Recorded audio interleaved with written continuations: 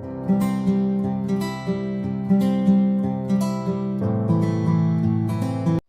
Friends, आज की video में हम अफगानी सलवार बनाने वाले हैं। तो इसके लिए हमने फैब्रिक को 4 लेयर फोल्ड किया है और जो खुला वाला हिस्सा है वहाँ पर हम एक स्ट्रेट लाइन खींचेंगे। उसके बाद में 2 इंच पर बेल्ट का निशान लगाएंगे जो कि लेंथ से एक्स्ट्रा होगा। उसके बाद में हम लेंथ का निशान लगाएंगे। लेंथ है 39 इंच। यहाँ पर हम 38 इंच पर लेंथ का निशान लगाएंगे क्योंकि 1.5 इंच की हम नीचे मोहरी अलग से लगाएंगे। तो यहाँ पर भी हम एक स्ट्रेट लाइन खींच देंगे। उसके बाद में हम सीट का निशान लगाएंगे। तो सीट है 36 इंच, तो 2 इंच ऐड करेंगे तो 11 इंच पर हम सीट का निशान लगाएंगे। उसके बाद में हम आसन का निशान लगाएंगे। तो लेंथ है 39 इंच, तो 39 का 3 पार्ट 13 इंच, तो 13 इंच पर हम आसन का निशान लगाएंगे और 2.5 इंच हम आगे की तरफ निशान लगाएंगे और गोलाई में शेप देकर आसन के निशान को कंप्लीट करेंगे। अब मोहरी है 7 इंच, तो 7 का हम डबल यानी कि 14 इंच पर निशान लगाकर मोहरी का निशान कंप्लीट करेंगे। अगर आप घेर ज़्यादा चाहते हो तो और भी ज़्यादा रख सकते हो, लेकिन मुझे यहाँ पर मीडियम घेर चाहिए था इसलिए मैंने यहाँ पर कम घेर ही रखा है। तो बस उसके बाद में हम इसकी कटिंग कर लेंगे। मोहरी के यहाँ पे हमने एक्स्ट्रा फैब्रिक इसलिए लिया है क्योंकि मोहरी में हम सल भरने वाले हैं। तो अब हम स्टिचिंग स्टार्ट करते हैं। तो सबसे पहले हम एक साइड के आसन को स्टिच करेंगे। तो यहाँ पर हम एक साइड के आसन स्टिच करेंगे और एक साइड के अभी खुले ही रखेंगे। पहले हम बेल्ट को तैयार करेंगे।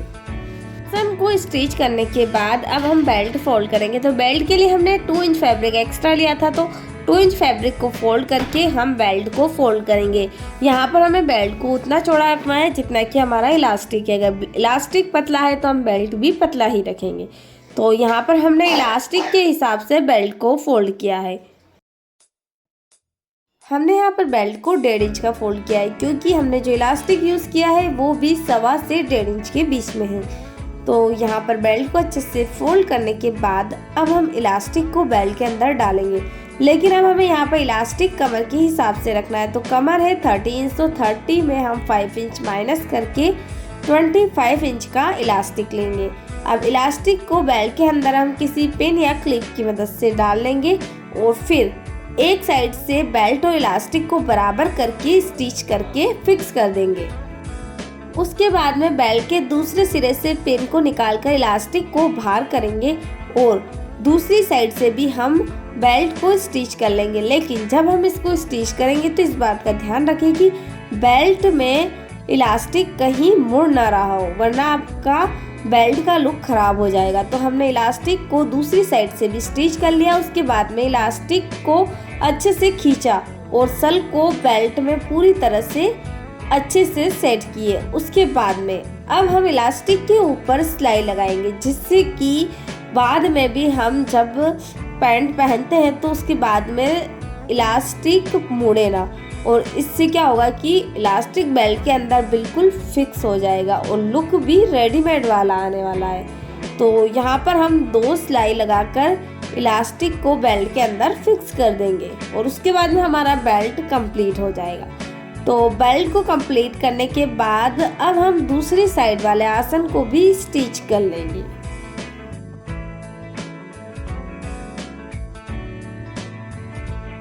अब हमने मोहरी के लिए पेपर बुकरम की लंबाई ली है 4 इंच और चौड़ाई ली है 14 इंच और इसे हमने फैब्रिक पर आयरन की मदद से चिपका लिया है। अब हम इसको सीधा रखेंगे और उसके ऊपर हम मोहरी के फैब्रिक को भी सीधा रखेंगे और सल भरेंगे। तो यहाँ पर हम 1 इंच तक सीधी सिलाई लगाएंगे। उसके बाद में छोटे छोटे सल एक साइड में भरते जाएंगे। तो आप देख सकते हो कि हम एक जैसे छोटे छोटे सल यहाँ पर भर रहे हैं। लगभग यह 1 से 1 इंच के करीब है। अगर आप 1 या हाफ इंच या 1.5 इंच जो भी आप रखना चाहे रख सकते हो।